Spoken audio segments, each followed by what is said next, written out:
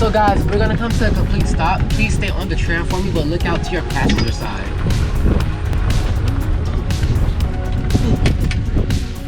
It is our neighbor's property. They dug that out in the 1960s and 70s. They was dug in too deep. They hit the full aquifer and it filled in a matter of hours.